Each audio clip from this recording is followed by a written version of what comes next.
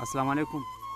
امام خیل پښتو ادبي ټولنه ده په کرک کې، او د هغې دغه هلکان چې کوم دي ساجد خټک صاحب او رحمت الله صاحب، نو د هغه په مینه باندې زه دا یو دوه کلامونه هغه امام خیل پښتو ادبي ټولنې ته ډالۍ کوم.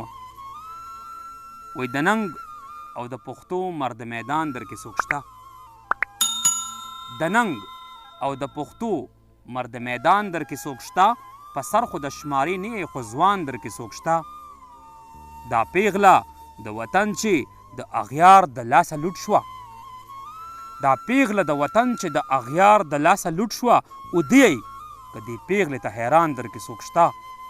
راټول شوی او که هغسې پراتی یې ځان ته ځان ته، راټول شوی او که هغسې پراتی یې ځان ته ځان ته، په ځان پورې حیران یې که د ځان در کې څوک شته.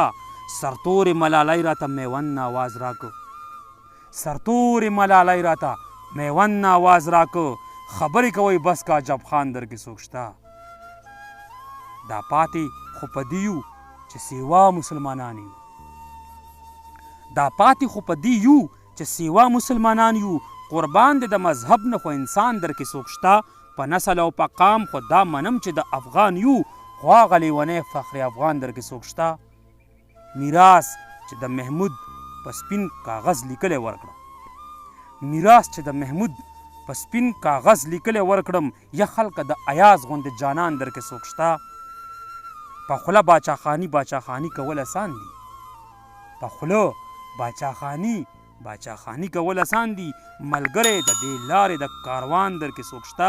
سرونه چې مو داسې بې قیمته ځي روان دي، همداسې به بې قدره یو که ګران در کې څوک شته. دا خاوره یوه لویه فلسفه لري په ځان کې، دا خاوره یوه لویه فلسفه لري په ځان کې، منظره د دې خاورې ترجمان در کې څوک شته.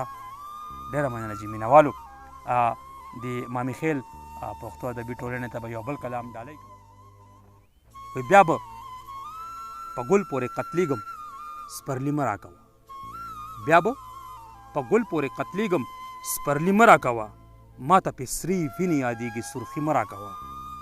په یو جومات کې یو مزدور په لویه چغه ووي، په یو جومات کې یو مزدور په لویه چغه ووي چې بېوسي ده نو زامن خو ژوندي مه راکوه. د یار په کټ مې څوک لیدله چا بنګړي ماتول، د یار په کټ مې څوک لیدله چا بنګړي ماتول، ما وی که داسې حال وي خدایه ځواني مه راکوه.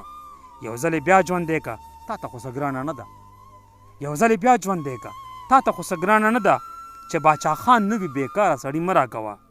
چې بیا سبا ته یې د وینو نه ټوټې ټولوم، چې بیا سبا ته یې د وینو نه ټوټې ټولوم، میرا ته ښیم خو دې غم ته بچي مه راکوه. د رور په قبر یوې پیغلې خدای ته داسې ویل، د رور په قبر یوې پیغلې خدای ته داسې ویل، ما ته لالا راکه امیل او بنګړي مه راکوه. او چې د دې قوم د هر یو غل سره حساب ونه شي، چې د دې قوم د هر یو غل سره حساب ونه شي، د روټۍ غلیم په روټۍ خو پانسي مه راکوه. قدر دې کم نشي د حسن دام دې پرې نه وځي، قدر دې کم نشي د حسن دام دې پرې نه وځي. کمقلې داسې په یو سطح ننګي مه راکوه. زه د ډالرو جوارۍ کې رور بیللی یم، زه د ډالرو جوارۍ کې رور بیللی یم، ما ته پیغور د لوپټي او پټکي مه راکوه. جینکۍ راکه په سالو خو به دې سر وتړي، جینکۍ راکه په سالو خو به مې سر وتړي. دا د فیسبوک او د موبایل زلمي مه راکوه. مرګ ته مې بوزه خو جانانه د خندا په تندي، مرګ ته مې بوزه خو جانانه د خندا په تندي، ما ته ګلونه په پریوتي تندي مه راکوه. ډېره مننه، ډېره مهرباني، ډېره مننه. السلام علیکم.